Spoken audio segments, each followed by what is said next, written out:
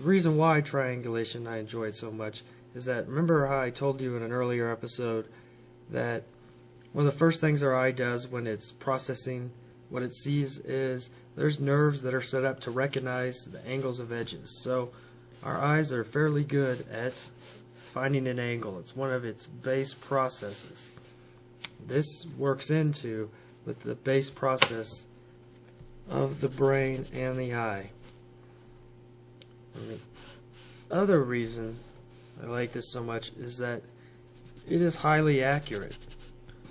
Triangulation, or forms of triangulation, are used for many different things. It's used for locating animals in the wild. You ever watch those nature shows? They have the radar and they find the animal with the tag. It's used in a similar form. GPS in your car, it's how it puts you right there on that road and tells you where to turn. It's used in video games. All those polygons that create those 3D models, and those all are using a form of triangulation. The thing I like most about triangulation is that it can be practiced and it can become intuitive to where your eyeball measurements, you can trust yourself and accurately start to see these points without having to do the measuring.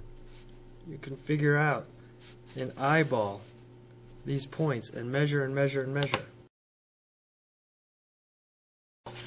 Practicing triangulation is very easy. All you need are 2 sheets of paper, a pencil, and some real boring time you want to fill. So, practice, just randomly put some dots on the sheet of paper.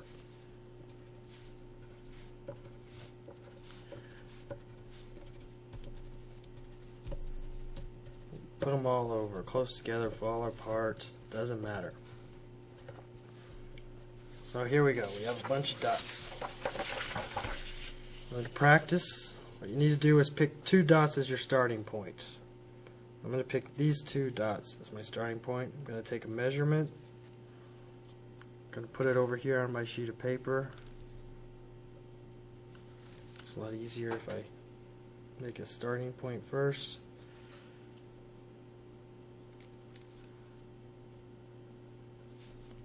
So there we go. We have 2 points. Now we can pick any other dot on here to try to measure to. So I'm going to pick this one. Now, there's 2 ways that you can do this practicing. One, you can practice by lightly trying to eyeball in the angles and find the intersection. Real quick and easy to check.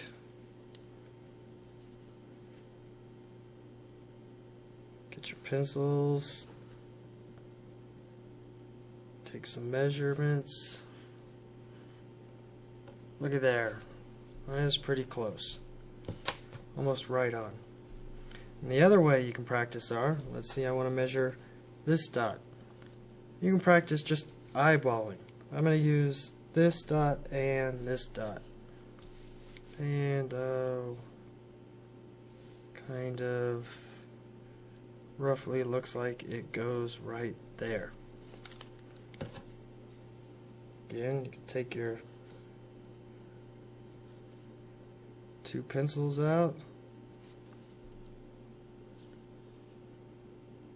and I was fairly close, off by just a smidgen.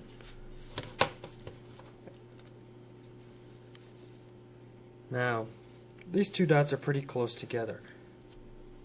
When you have dots that are close together like that, with practice, you don't even need to use a complete triangle. You can use a kind of clock and angle method.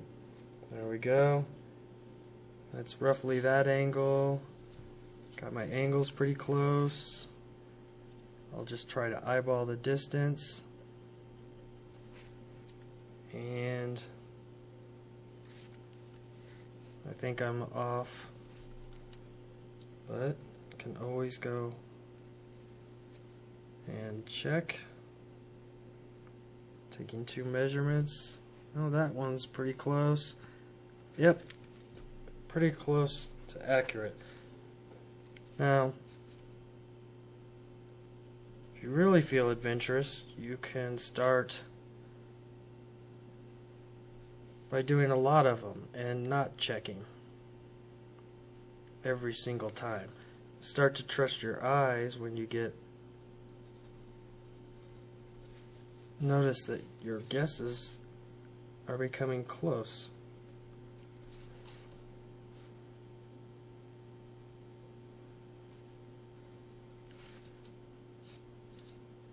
And when you have a bunch of them done,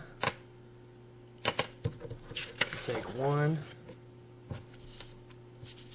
It's helpful to find your two starting points. Always these two starting points need to be actually measured, because they're the foundation to everything else. But you can put the two over together. I'm using this paper's too thick, but you can overlay the two, match up your two starting points, hold it up to a light, and see how close you were.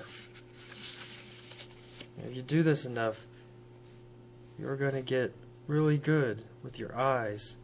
And then sometimes it might not look right, and you'll want to double check. See? That one needed to be moved up to there.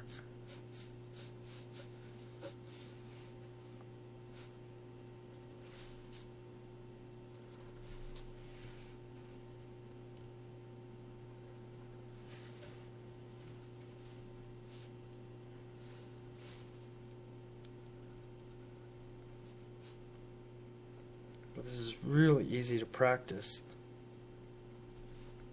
And all this is going to do is improve your ability to eyeball measurements on their own. Now the thing is, as you move further and further away from these original two dots that you did measure, if you're not checking as you're going along, what you'll notice is your margin of error will get greater and greater and greater as you overlay the two. Let's understand why this happens. So if this dot is a little off and this dot is a little off, if I use those two dots to measure this dot, it is obviously going to be off. Even if I measure this triangle perfectly, because these two original reference points are off, this point is going to be off. But you can always solve that kind of problem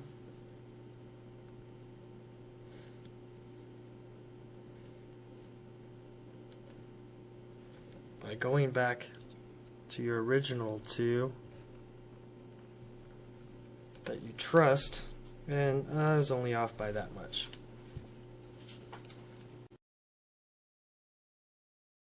Here we have one of the exercises we started back in episode 5. I told you that we'd be working on this again. If you haven't done the exercises from episode 5, I strongly urge you to stop the video now, go back, and do those.